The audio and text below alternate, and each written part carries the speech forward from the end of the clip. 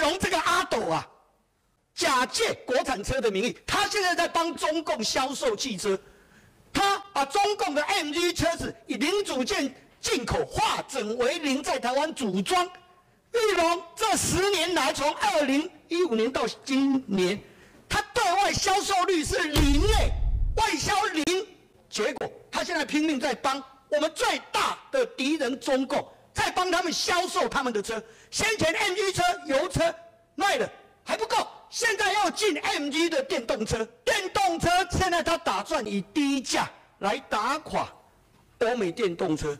我们弃欧美日于不顾，他们的电动车进来，我们要征高价的关税，因为我们说我们要保护裕隆。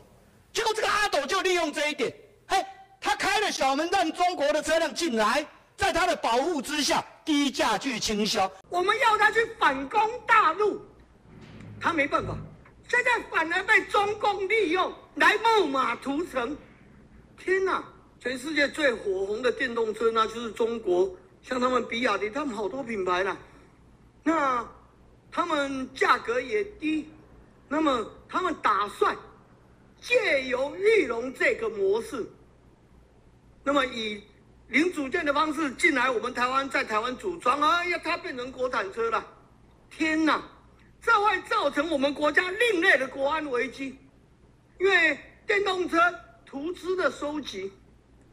他镜头收集的这个图资，这就是为什么我们国家这几年来一直禁止采购中共的无人机的原因。